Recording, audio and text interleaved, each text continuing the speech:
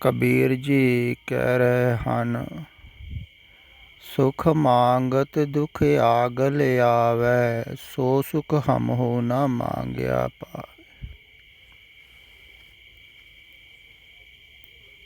ਜਿਸ ਸੁਖ ਤੇ ਸ਼ਿਵ ਬ੍ਰਹਮਣ ਡਰਾਨਾ, ਸੋ ਸੁਖ ਹਮਹੁ ਸਾਚ ਕਰ ਜਾਨਾ।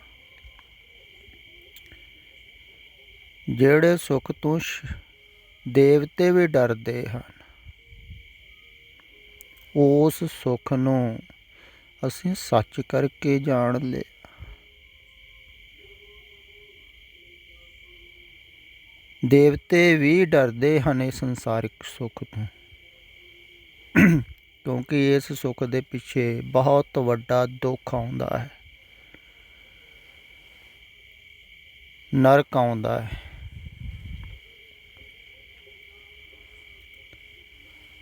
ਇਸੇ ਕਾਰਨ ਹੀ ਇਸ ਸੁੱਖ ਨੂੰ ਤਿਆਗਣ ਵਾਸਤੇ ਕਿਹਾ ਹੈ।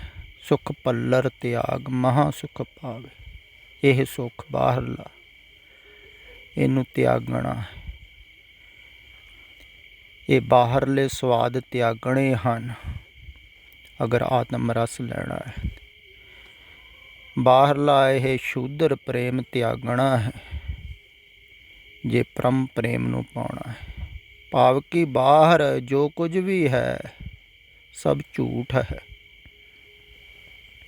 ਝੂਠੀ ਦੇਖੀ ਪ੍ਰੀਤ ਜਗਤ ਮੇਂ। ਇਹ ਪ੍ਰੀਤ ਵੀ ਝੂਠੀ ਹੈ, ਇਹ ਸੁੱਖ ਵੀ ਝੂਠੇ ਹਨ, ਇਹ ਸਵਾਦ ਵੀ ਝੂਠੇ ਹਨ, ਇਹ ਰਸ ਕਸ ਵੀ ਝੂਠੇ ਹਨ। ਇਸ ਕਰਕੇ ਤਿਆਗਣ ਨੂੰ ਕਿਹਾ ਹੈ। ਤੇ ਜਿਹੜੇ ਤਿਆਗਣ ਨੂੰ ਕਹਿ ਰਹੇ ਹਨ ਸਤਿਪੁਰਸ਼, ਉਹਨਾਂ ਦੇ ਬਚਨ ਪ੍ਰੀਤੀਕਰ ਥੋੜ੍ਹੀ ਲੱਗਦੇ ਹਨ ਲੋਕਾਂ ਨੂੰ। ਖਿਆਲ ਕਰੋ ਤੁਸੀਂ। ਕੌਣ ਛੱਡਣਾ ਚਾਹੁੰਦਾ ਹੈ ਸੰਸਾਰਿਕ ਸੁੱਖ? ਤੁਸੀਂ ਕਹਿੰਦੇ ਥੋੜ੍ਹੇ ਬਹੁਤੇ ਮਿਲੇ ਆ, ਤੁਸੀਂ ਇਹ ਵੀ ਕਹਿੰਦੇ ਛੱਡ ਦਿਓ। ਤੇ ਫਿਰ ਸੰਸਾਰ 'ਚ ਆਏ ਹੀ ਕਿਉਂ? ਸੰਸਾਰ ਬਣਾਇਆ ਹੀ ਕਿਉਂ? ਬਹੁਤ ਸਵਾਲ ਕਰਦੇ ਨੇ ਲੋਕ ਵੀ ਮਸਾਂ ਤੇ ਛੋਟੇ ਮੋਟੇ ਸੁੱਖ ਮਿਲ ਰਹੇ ਆ ਥੋੜ੍ਹੇ ਬਹੁਤੇ, ਤੇ ਵੀ ਛੱਡ ਦਈਏ।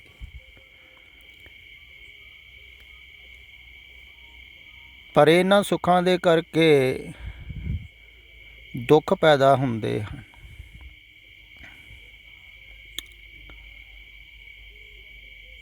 ਕਿਉਂਕਿ ਜਿਹੜਾ ਵੀ ਸੁੱਖ ਹੈ ਉਹਨੂੰ ਤੁਸੀਂ ਮਾਣਦੇ ਹੋ, ਉਹਦੇ ਪਿੱਛੇ ਹੀ ਦੁੱਖ ਚਲਿਆ ਆਉਂਦਾ ਹੈ। ਇਸੇ ਕਾਰਨ ਸੁੱਖ ਰੋਗ ਪਿਆ ਗਿਆ ਹੈ, ਰੋਗ ਬਣ ਜਾਂਦੇ ਹਨ, ਰੋਗ ਲੱਗ ਜਾਂਦੇ ਹਨ ਮਨ ਨੂੰ। ਇਹ ਕਿਵੇਂ ਲੱਗਦਾ ਹੈ? ਜਿਵੇਂ ਤੁਸੀਂ ਕੋਈ ਸੁੱਖ ਮਾਣੋ ਤੇ ਉਸ ਸੁੱਖ ਦੀ ਵਾਸ਼ਨਾ ਬਣ ਜਾਂਦੀ। ਕੋ ਸਵਾਦਿਸ਼ਟ ਭੋਜਨ ਖਾਧਾ, ਵਿਅੰਜਨ ਖਾਧਾ, ਕਿਸੇ ਪਾਰਟੀ 'ਚ ਗਏ, ਬਹੁਤ ਮਜ਼ਾ ਆਇਆ, ਤੁਹਾਨੂੰ ਚੰਗਾ ਲੱਗਾ, ਤੁਸੀਂ ਕਹਿੰਦੇ ਹੋ ਫਿਰ ਤੋਂ ਵੈਸਾ ਹੀ ਹੋਵੇ, ਵੈਸਾ ਹੀ ਭੋਜਨ ਕਰੀਏ। ਉਹ ਫਿਰ ਇੱਛਾ ਬਣਦੀ ਹੈ ਨਾ, ਸਵਾਦ ਦੀ ਇੱਛਾ ਬਣ ਗਈ। ਇਹੋ ਹੀ ਚਾਹਤ ਹੈ, ਇਹੋ ਹੀ ਵਾਸ਼ਨਾ ਹੈ। ਜਿਹੜਾ ਵੀ ਸਵਾਦ ਲਿਆ ਉਹਦੀ ਚਾਹਤ ਬਣ ਜਾਂਦੀ ਅਤੇ ਆਦਮੀ ਚਾਹੁੰਦਾ ਫਿਰ ਤੋਂ ਹੋਵੇ। ਐਸਾ ਨਹੀਂ ਸੰਸਾਰਿਕ ਲੋਕ ਚਾਹ ਰਹੇ ਹਨ, ਧਾਰਮਿਕ ਲੋਕ ਵੀ ਐਸਾ ਹੀ ਕਰਦੇ ਹਨ। ਬਹੁਤ ਸਾਰੇ ਧਾਰਮਿਕ ਸਥਾਨਾਂ 'ਤੇ ਸ਼ਿਵਰ ਲਾਏ ਜਾਂਦੇ, ਧਿਆਨ ਕਰਵਾਏ ਜਾਂਦੇ, ਉਹਨੂੰ ਮੈਡੀਟੇਸ਼ਨ ਕਹਿ ਦਿੰਦੇ, ਤਾਂ ਉੱਥੇ ਸਾਧਕ ਜਾਂਦੇ ਹਨ। ਅਤੇ ਕਈ ਸਾਧਕ ਆਣ ਕੇ ਕਹਿਣਗੇ ਉਹ ਫਲਾਨੀ ਜਗ੍ਹਾ 'ਤੇ ਅਸੀਂ ਸ਼ਿਵਰ ਕਰਨ ਗਏ, ਬੜਾ ਮਜ਼ਾ ਆਇਆ, ਫਿਰ ਨਹੀਂ ਆਇਆ ਕਦੇ। ਹੁਣ ਮਜ਼ਾ ਕਿਹਨੂੰ ਆਇਆ? ਉਹ ਮਨ ਨੂੰ ਮਨੋਰੰਜਨ ਹੋਇਆ ਹੋਵੇਗਾ, ਜਾਂ ਕੋਈ ਕਹਿ ਦਿੰਦਾ ਫਲਾਨੀ ਜਗ੍ਹਾ 'ਤੇ ਅਸੀਂ ਧਿਆਨ ਕੀਤਾ, ਬੜਾ ਮਜ਼ਾ ਆਇਆ। ਹੋ ਸਕਦਾ ਥੋੜ੍ਹਾ ਬਹੁਤਾ ਮਨ ਸ਼ਾਂਤ ਹੋ ਗਿਆ ਅਤੇ ਮਜ਼ਾ ਆ ਗਿਆ, ਫਿਰ ਨਹੀਂ ਹੋਇਆ। ਇੱਕ ਵਾਸ਼ਨਾ ਬਣ ਗਈ। वैसी ही वासना है ये, फर्क नहीं है कोई भी, जैसी संसारी दी है। ਹੁਣ ਸੰਸਾਰਿਕ ਆਦਮੀ ਕਹਿੰਦਾ ਹੈ ਮੈਂ ਕਿਤੇ ਪ੍ਰੋਗਰਾਮ 'ਤੇ ਗਿਆ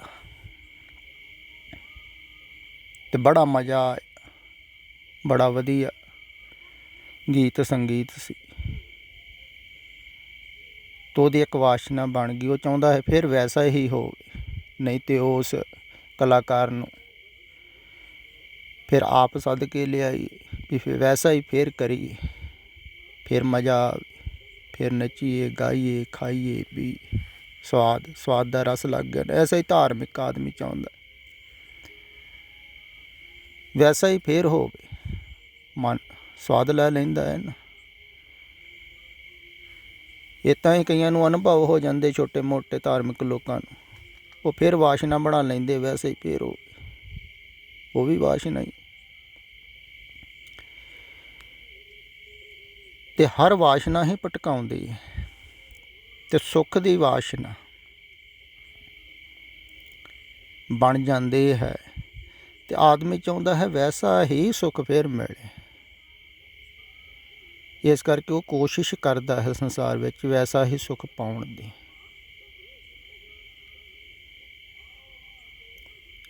ਬਹੁਤੇ ਤਾਂ ਮਨੋਂ ਵਿੱਚ ਜਿਹੜੇ ਇਵੇਂ ਸੋਚਦੇ ਹਨ ਵੀ ਮਨੁੱਖ ਜਿਹੜਾ ਬਚਪਨ 'ਚ ਸੁੱਖ ਪਾ ਲੈਂਦਾ ਹੈ ਨਾ, ਉਸ ਤੋਂ ਬਾਅਦ ਉਹ ਹੀ ਸੁੱਖ ਲੱਭਦਾ ਹੈ ਅੱਗੇ ਜਾ ਕੇ ਸੰਸਾਰ 'ਚ।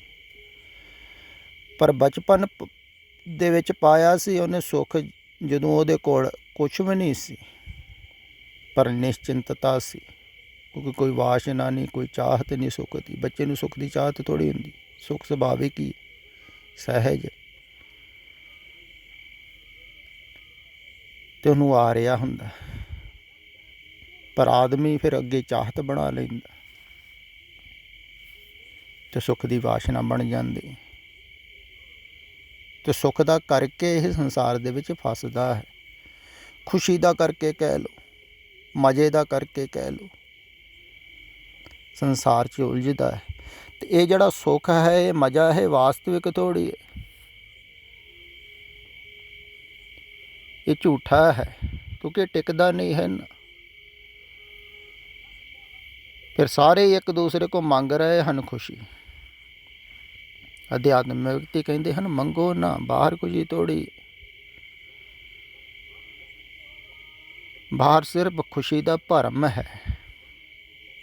ਜਿਵੇਂ ਕਹਿੰਦੇ ਹਨ ਨਾ,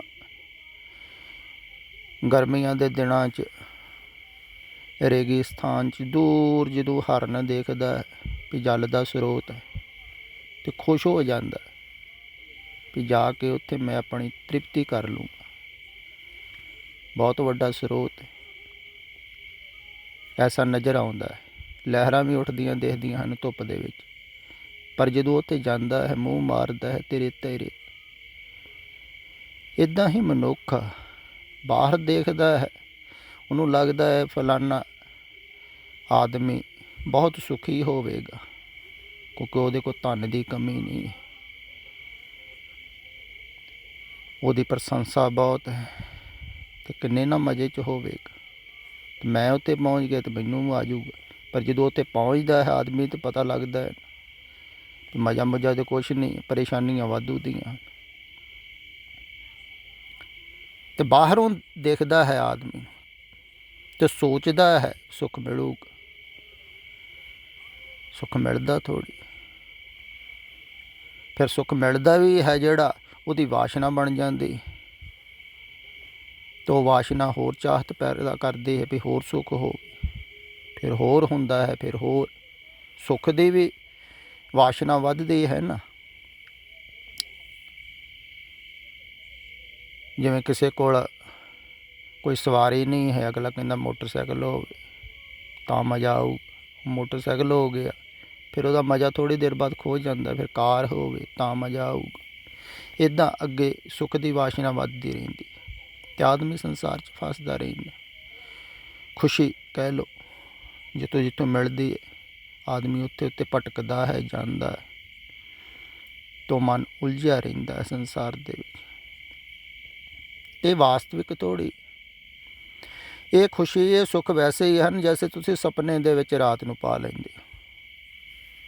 ਹੁਣ ਸੁਪਨੇ ਦੇ ਵਿੱਚ ਰਾਤ ਨੂੰ ਰਾਜ ਮਹਿਲ ਚਲੇ ਗਏ, ਉੱਥੇ ਸੁੰਦਰ 36 ਪ੍ਰਕਾਰ ਦੇ ਭੋਜਨ ਖਾਧੇ, ਗੀਤ ਸੰਗੀਤ ਸੁਣੇ, ਬੜਾ ਮਜ਼ਾ ਆਇਆ। ਤਾਂ ਤੁਸੀਂ ਦਿਨੇ ਕਹੋ ਵੀ ਫਿਰ ਉਹ ਮਜ਼ਾ ਆਵੇ। ਕਈ ਸੋਚਦੇ ਵੀ ਹਨ ਐਸਾ, ਕਈ ਸੁਪਨੇ ਨੂੰ ਵੀ ਪਕੜ ਲੈਂਦੇ ਆ। ਕਮਾਲ ਦੀ ਗੱਲ ਤਾਂ ਇਹ ਹੈ, ਰਾਤ ਨੂੰ ਐਸਾ ਕੋਈ ਸੁਖਦਾਈ ਸੁਪਨਾ ਆ ਜਾਵੇ ਨਾ ਕਿਸੇ ਨੂੰ, ਉਹ ਕਹੂਗਾ ਫਿਰ ਤੂੰ ਆਵੇ।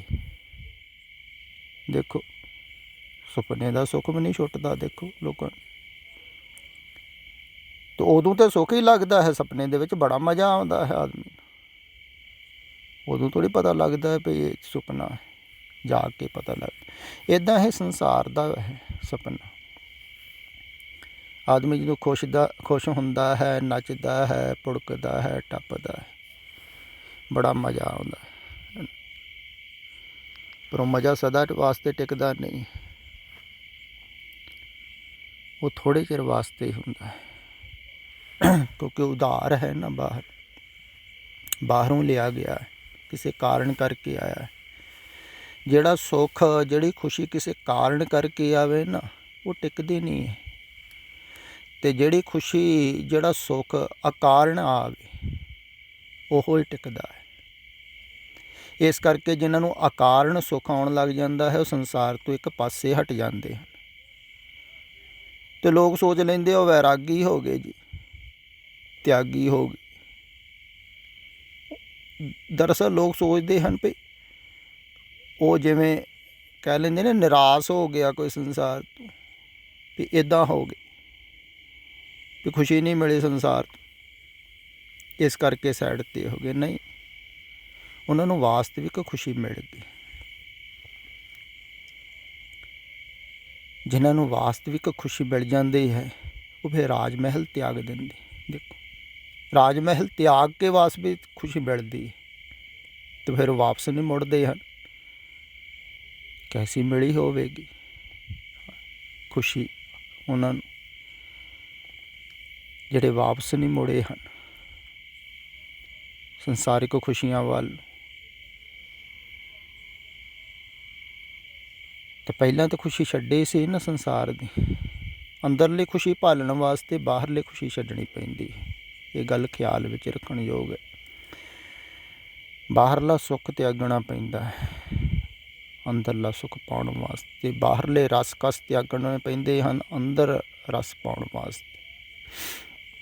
ਬਾਹਰਲੀ ਪ੍ਰੀਤ ਤਿਆਗਣੀ ਪੈਂਦੀ ਹੈ ਅੰਦਰਲੀ ਪ੍ਰੀਤ ਪਾਉਣ ਵਾਸਤੇ। ਤਦੇ ਭਗਤਾਂ ਨੇ ਕਿਹਾ ਹੈ ਨਾ ਵੀ ਲੋਕ ਕੁਟੁੰਬ ਸਭ ਹੂੰ ਤੇ ਤੋਰੇ ਤੋਂ ਆਪਨ ਬੇਟੀ ਆਵੇ ਹੋ। ਕਹਿੰਦੇ ਹਨ ਲੋਕ ਕੁਟੁੰਬ ਸਾਰਿਆਂ ਤੋਂ ਤੋੜ ਦੇਵੇ ਅਤੇ ਫਿਰ ਉਹ ਪਿਆਰਾ ਆਉਂਦਾ ਹੈ। ਸਾਚੀ ਪ੍ਰੀਤ ਹਮ ਤੁਮ ਸਿਓ ਜੋਰੀ, ਤੁਮ ਸਿਓ ਜੋਰ ਅਵਰ ਸੰਗ ਤੋਂ। ਕਹਿੰਦੇ ਹਨ ਵੀ ਤੇਰੇ ਨਾਲ ਹੋਣੀ ਸੱਚੀ ਪ੍ਰੀਤ ਜੋੜ ਲਈ, ਸੱਚਾ ਪਿਆਰ ਜੋੜ ਲਿਆ, ਬਾਕੀ ਨਾਲ ਟੁੱਟ ਗਏ। ਹੁਣ ਐਸਾ ਥੋੜ੍ਹੀ ਹੈ, ਭਗਤ ਜਿਹੜੇ ਹਨ ਪ੍ਰਭੂ ਦੇ ਪਿਆਰੇ, ਉਹ ਈਰਖਾ ਕਰਦੇ ਹਨ, ਦੂਸਰਿਆਂ ਨਾਲ ਨਫ਼ਰਤ ਕਰਦੇ ਹਨ। ਪ੍ਰੀਤ ਟੁੱਟ ਗਈ ਬਾਹਰੋਂ ਸੰਸਾਰ ਨਾਲ, ਪਰ ਸੰਸਾਰ ਨਾਲ ਨਫ਼ਰਤ ਥੋੜ੍ਹੀ ਹੈ, ਈਰਖਾ ਥੋੜ੍ਹੀ। ਉਹਨਾਂ ਦਾ ਗਹਿਰਾ ਅੰਦਰੋਂ ਸੰਬੰਧ ਹੋ ਜਾਂਦਾ ਹੈ, ਬਾਹਰੋਂ ਟੁੱਟ ਜਾਂਦਾ ਹੈ। ਇਸ ਕਰਕੇ ਉਹ ਹੀ ਸੰਸਾਰ ਦਾ ਭਲਾ ਕਰ ਸਕਦੇ ਹਨ। ਜਿਨ੍ਹਾਂ ਦਾ ਸੰਬੰਧ ਬਾਹਰੋਂ ਹੁੰਦਾ ਹੈ ਸੰਸਾਰ ਨਾਲ, ਮੋਹ ਦਾ, ਪ੍ਰੇਮ ਦਾ, ਬਾਹਰੋਂ, ਉਹ ਸੰਸਾਰ ਦਾ ਭਲਾ ਨਹੀਂ ਕਰ ਸਕਦੇ।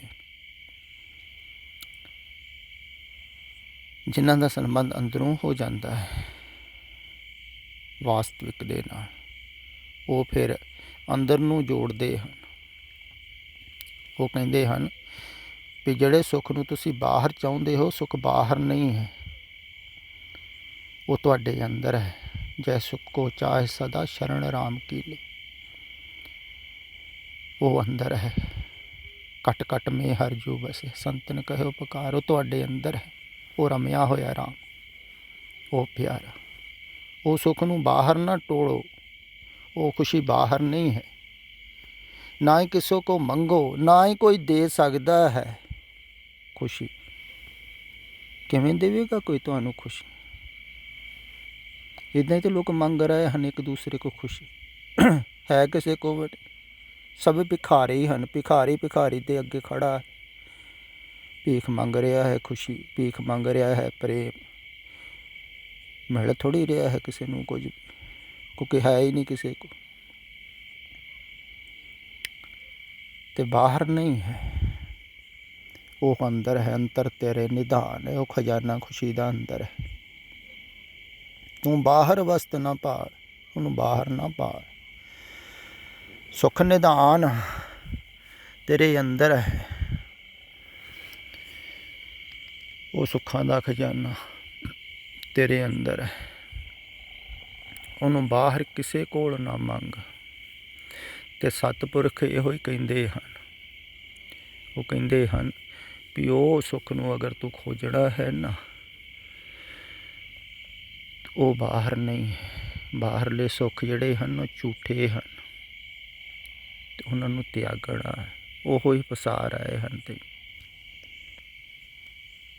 ਇੱਕ ਛਿਨ ਸਵਾਦ ਕਾਰਨ ਬਹੁਤਾ ਦੁੱਖ ਪਾਵੇ।